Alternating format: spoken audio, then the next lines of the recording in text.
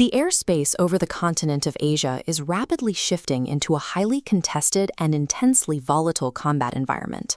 China currently operates active fleets of fifth-generation J-20 stealth fighters, giving them a significant technological edge in regional combat. Right next door, Pakistan is actively negotiating to acquire advanced Chinese J-35 stealth jets to further build out its own offensive capabilities. Facing this threat, India relies heavily on the Sukhoi 30 MKI. It is a massive, highly capable airframe that currently makes up roughly half of the Indian Air Force's entire fighter fleet. But those heavy fighters run on older generation technology.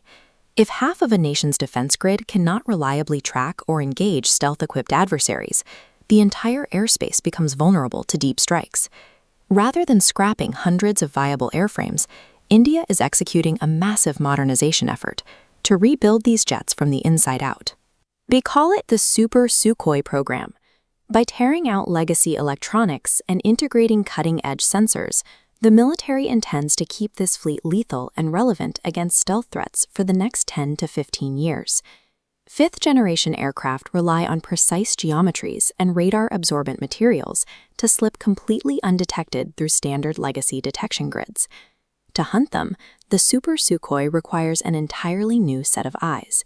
The homegrown Virupaksha Active Electronically Scanned Array, or ASA, radar. By utilizing advanced gallium nitride components, the new system expands the baseline detection radius by 50. Engineers are addressing this by installing a completely new electronic warfare suite. It pairs advanced self-protection jammers with the indigenously built Druti radar warning receiver, which instantly alerts the pilot the moment an enemy radar paints their aircraft. When you combine a far-reaching gallium nitride radar with a highly responsive electronic shield, stealth adversaries lose the ability to strike without warning. Processing all of this incoming threat data requires severe computing power. The pilots will operate with brand-new mission computers, upgraded digital cockpit displays, and the ability to seamlessly fuse multiple sensor feeds into one coherent picture. These digital upgrades allow the jet to share real-time battle data with ground stations and flying radar posts like this Indian Air Force AWACS. Once a target is mapped on the grid, the aircraft turns to a newly integrated weapons package to finish the job.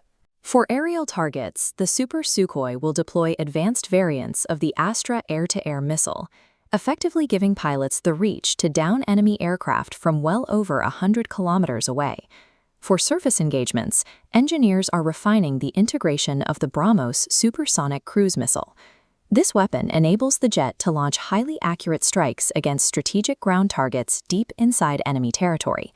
By feeding real-time AWACS tracking data directly into a supersonic weapons platform, the S-30 MKI evolves from a localized defender into a multi-domain striker capable of controlling massive swaths of territory. Stripping down to the airframe and rewiring nearly 300 heavy fighter jets is an enormous logistical and industrial undertaking. This chart breaks down the rollout schedule. Phase 1 targets an initial 84 aircraft for modernization.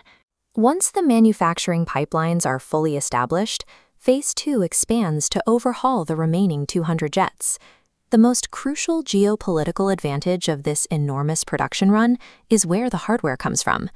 The ASA radar, the electronic warfare suite, and the weapons are built largely from indigenous, made-in-India systems.